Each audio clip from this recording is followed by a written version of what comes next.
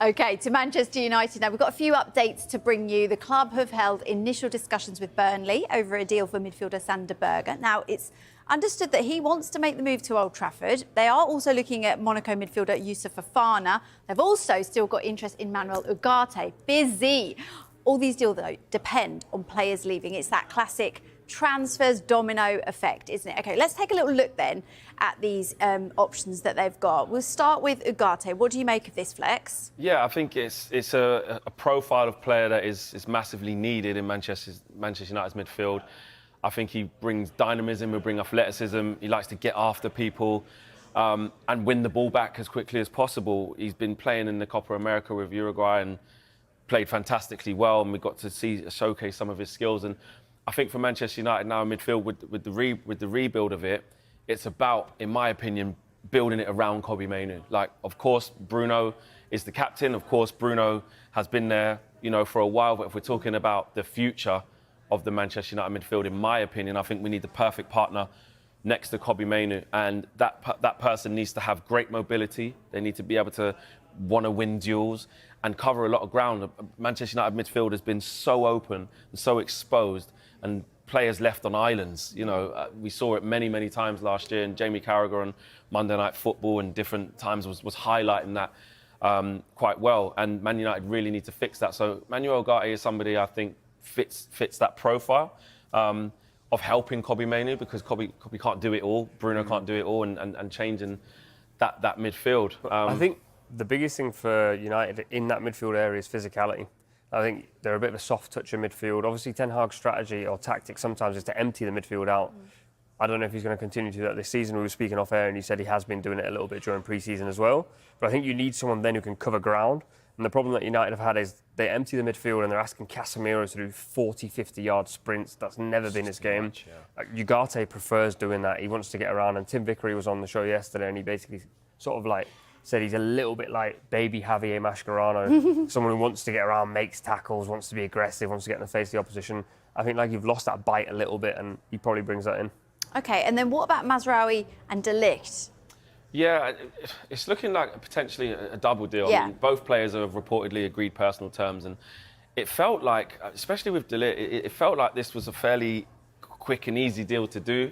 But it feels like Manchester United are waiting for dominoes to fall. We know that Manchester United are in a situation financially where they do need to sell players in order to buy. And I think that's what's holding these two prospective deals up. I mean, De Ligt, I think, is 24 years of age and has got a wealth of experience. And I think has been sort of harshly labelled as sort of maybe injury prone or not quite up to it. I think there's a bit of a myth that he's gone to Bayern Munich and Eric Dyer plays instead of him. It's simply just not true. He plays with him. It's actually Upamecano who's been out of the team and Kim Min-jae who's been struggling. So Manchester United needing reinforcements at centre-half, needing quality. It is another player that Eric Ten Hag has history with. I was just about to say that. which seems to keep happening. But actually in this case, I mean, Ineos and the guys who made the decision there have sort of opted for Lenny Yoro and gone for that type of midfield. And Eric Ten Hag still has transfer veto. He still has power. There's another misconception that Eric Ten Hag's in the job and being kept on and he has no say. Just not true. And I think this shows us that. And the same with Mazraoui. History of Eric Ten Hag. Ten Hag's phone book. Goes for links and connects. Left backs, right backs. Exactly. This is what we need. But he, reportedly wants to come to Manchester United. And again, we're hearing that Aaron Wan-Bissaka's move is maybe stalling to West Ham or maybe into Milan, but until that domino falls, then Mazraoui's deal is on ice. But you can clearly see what Manchester United's intention is, and I think those deals are just waiting to happen. We've heard from Florian Plettenberg quite a lot, who's very close to the situation at Bayern Munich, and he's explained it as just that. These deals are pretty much there, but Manchester United are waiting for outgoings. What about Jared Branthwaite? Would you want to see him? Manchester United put in 2 bids for Jared Branthwaite. But Everton are entitled to demand in excess of 60, 70 million pounds, as that's how much they value him. And Ineos and Manchester United clearly wanted him, but don't feel they should be paying that sort of price for Jared Branthwaite just yet. He's had a fantastic season in the Premier League. He's played in PSV and he's been fantastic.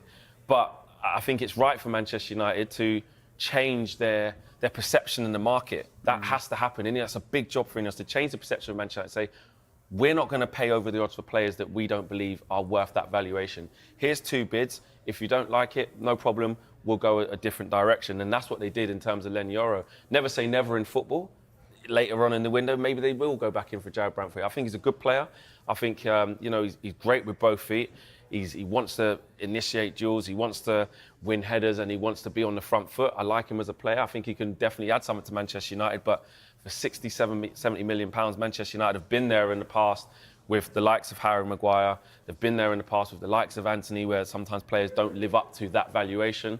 And I think it's smart to not enter into that again. I think the key thing that Flex said there is changing the perception. At the moment, I think Manchester United enter the market for a player, you often hear he's now £95 million.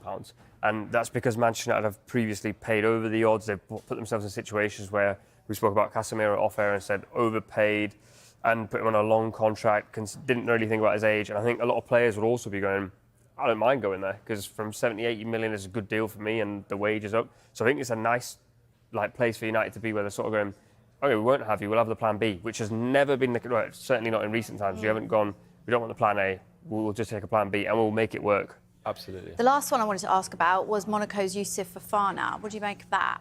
Again, we're talking about the profile of the type of player, of what's needed in the midfield. He ticks that box, and he's only got a year left on his contract as well. So you're going in for a player who's very attainable. That's always a plus. And price-wise, wouldn't be in the realms of the 60, 70 million euro/pounds that's been quoted for Manuel Ugarte. So it's another move that potentially makes sense for Manchester United in where they want to go in rebranding this midfield. He's powerful, he's physical, he's decent on the ball as well. And again, if you're talking about him partnering up with Kobbie Mainoo, I can see that. So again, a good value deal for a player who has a good ceiling, a good reputation out there in France, in Monaco, doing well. And I think that's one that, again, I like the sound that Manchester United are linked with that type of player.